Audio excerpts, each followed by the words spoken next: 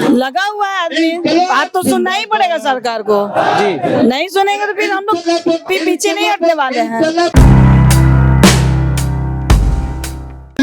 तो अभी हम पटना के ऐतिहासिक गांधी मैदान में हैं और गांधी मूर्ति के नीचे हैं। यहाँ पे जनसुराज पार्टी के संस्थापक प्रशांत किशोर 2 दिनों से अमरन अनशन पे बैठे हुए हैं और इनकी मांगे हैं कि छात्रों का री एग्जाम हो।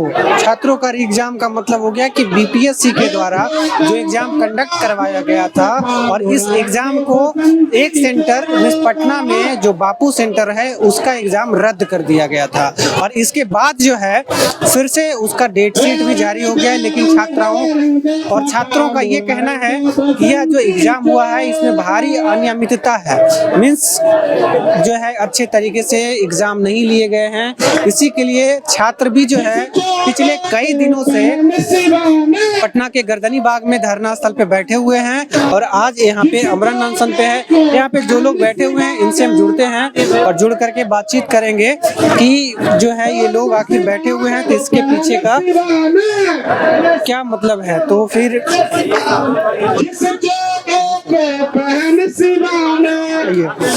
तो यहाँ पे बात करते हैं। जी बताइए किस लिए बैठे हुए हैं आप लोग?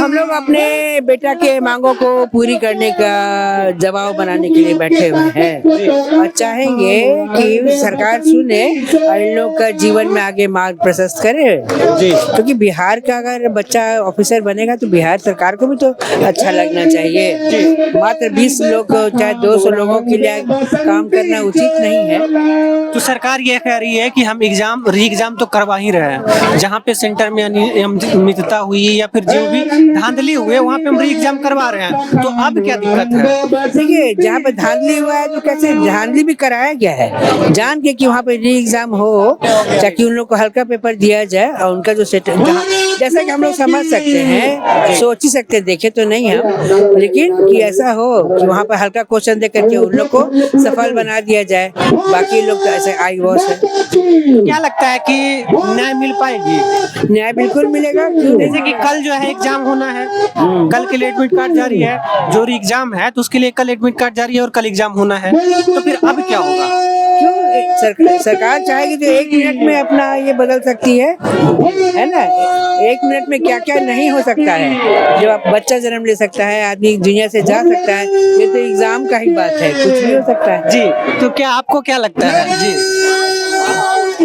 न्याय मिलेगी, ये हम लोग एकदम 100% कह रहे हैं कि न्याय मिलेगी। प्रशांत किशोर जी बिहार के बच्चे के लिए अमरन अनशन पर बैठे हैं। अच्छा, इनका एक वीडियो वायरल हुआ था जिसमें ये कहा जा रहा है कि प्रशांत किशोर जो है बच्चों को गालियां दे रहे हैं, बच्चों से कुछ भी बातें कर रहे हैं। देखिए जी, ये अफवाहें हैं, हर तरह की बातें अफवाहें फैलती है और ये बच्चे को अगर गाली देते या बच्चे को कुछ करते तो बच्चे के लिए अमरन अनशन पे ये बैठते नहीं। अमरन अनशन पे लोग ये भी कह रहे हैं कि अपनी राजनीति रोटी सेकने के लिए ऐसे नहीं, ये सब गलत है, ये सब बेवजह की बात है। विरोधी तो अक्सर ऐसे ही बोलेंगे ही। जी जी जी, विरोधी तो बोलेंगे ही, इसलिए जो है उससे हम लोग नहीं घबराएंगे।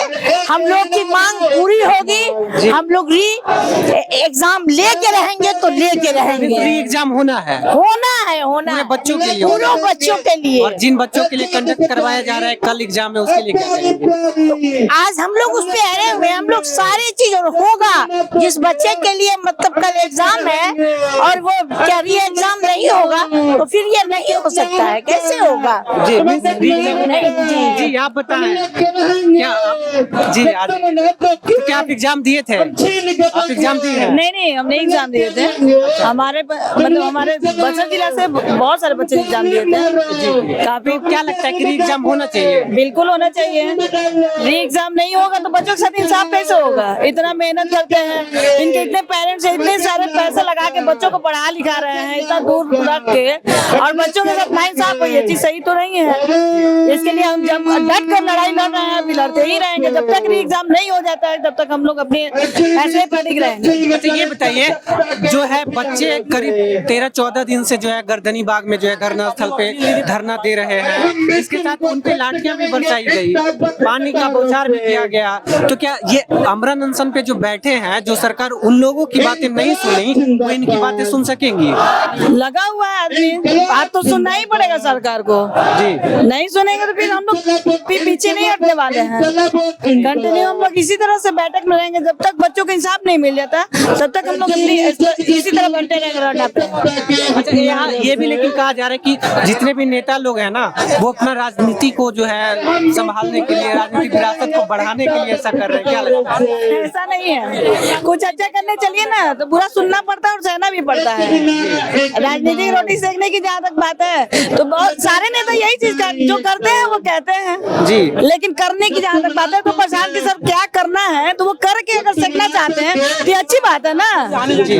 कुछ अच्छा बच्चों के लिए जो निर्णय लेने चले हैं प्रशांत किशोर जी आसन पे जो बैठे हुए हैं, इस तरह कहाँ कोई नेता किया, कोई नेता तो नहीं किया, बल्कि स्टूडेंट के साथ नाइंसाफी किया। तो इंसाफ के लिए लड़ाई लड़ा वो है प्रशांत किशोर। ये लड़ाई कब तक जारी रहेगी? जब तक फैसला आ नहीं जाता, जब तक सरकार छात्रों के पक्ष में फैसला नहीं देती, जब तक एग्जाम नहीं लेती, तब तक हम लोग इसी तरह से। क्या लगता है कि छात्र जीवन के लिए यह जो आमरण अनशन है, यह एक इतिहास बन पाएगी? बिल्कुल बन पाएगा, लग रहा है? बनना एकदम लग नहीं रहा है, ये बन रहा है। अच्छा, पूरी उम्मीद है? पूरी उम्मीद है, हम बनना है, बन चुका है। ये कहीं ना कहीं एक चर्चा में बन गया है। देखिए आज तक जितने भी हमारे जो सरकार है, वो सरकार अभी तक कभी स्टूडेंट को लेकर कोई चर्चा में नहीं गई। उनके साथ जो नाइंसाफी हुआ वो तो नाइंसाफी हुआ है, लेकिन जैसे ही प्रशांत किशोर जी ने मतलब बच्चों के साथ खड़ा हुए हैं, तुरंत चर्चा में ये मैटर आ गया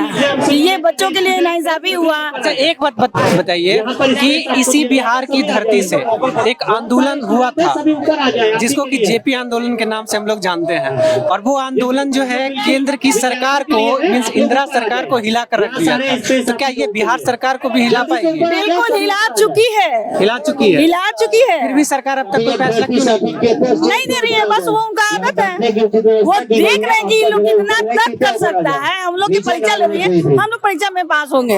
अच्छा आप लोगों की लड़ाई बीपीएससी से है या सरकार से है? हम लोग की सबसे पहले लड़ाई बीपीएससी स्टूडेंट के लिए है, बीपीएससी आयोग से लड़ाई। बिल्कुल बच्चों के लिए इंसाफ मिलना ही चाहिए। सबसे पहले बच्चों का इंसाफ के लिए हम लोग लड़ाई लड़ रहे हैं। सरकार से हमारी कोई विशेष लड़ाई नहीं है, बस इंसाफ मिल जाए और कुछ नहीं है। मिस अन्याय का कोहरा साफ होगा, बिल्कुल न्याय मिलेगी। सत्य की प्रतिमा के सामने हम लोग बैठे हुए हैं और सत्य की ही जीत होगी एकदम। चलिए बहुत अच्छी बात है। और यहाँ पे बहुत सारे लोग हैं, इनसे भी जुड़ेंगे। तो जी बताइए, अभी आप आंदोलन में आए हुए हैं, क्या लगता है कि आंदोलन में हम नहीं आए हुए नहीं आए हुए हैं, तो क्या देखने के लिए आए हैं? जी चलिए और भी हैं यहाँ पे, इनसे जुड़ेंगे हम। जी आप आंदोलन में आई हुई हैं, क्या लगता है छात्रों को न्याय मिलेगी? न्याय तो मिलनी चाहिए, अगर सरकार अच्छी होगी तो न्याय देगी। तो क्या सरकार अच्छी अगर नहीं है? न्याय नहीं मिलेगी जी। तो हम लोग छोड़ेंगे नहीं। जो ये अनशन बरकरार है 16 दिन से बच्चे लोगों का, जी। और कल से हम लोग गार्जियन भी कल से अनशन पे हैं। जी। रात भर ये खुली आकाश के नीचे रहे हैं, तो हम लोग कोर्ट में जाएंगे। जैसे भी हो कैंसिल होगा एग्जाम तो उसको लेना ही पड़ेगा। तो एग्जाम तो ले रही है सरकार ना, कल तो एग्जाम होगा। जब कोर्ट में हम लोग जीतेंगे तो फिर से ये एग्जाम जो लेगा वो भी कैंसिल हो जाएगा उसका। अच्छा इसको भी कैंसिल करवा देंगे। पूरे तरीके से तैयारी कर ली है? हाँ, पूरा एग्जाम री एग्जाम होना ही होना है। इसके बिना नहीं मानेंगे? नहीं मानेंगे, है ना? नहीं। इस बच्चों को अधिकारी बना कर रहे हैं। हाँ अधिकारी बना, उसका ये कर्तव्य है, वो पढ़ता है अपने देश के लिए काम करता है, तो उसको क्यों नहीं मिलना चाहिए? जी हाँ? और हमारे बच्चे धांधली अगर वो बोलते हैं सबूत दो, सबूत तो यही है कि आप एक सेंटर पर किस बेसिस में कैंसिल कर रहे हैं, यही तो सबूत है कि आखिर धांधली हुआ है तब तो आप कैंसिल कर रहे हैं ना जी। एक बूथ का। जी जी। तो प्रूफ तो यही सबसे बड़ी प्रूफ है, तो फिर क्या प्रूफ चाहते हैं? मिस अनियमितता हुई, अनियमितता धांधली हुई है, धांधली हुई है ना? मिस न्याय मिलना चाहिए। मिलना चाहिए।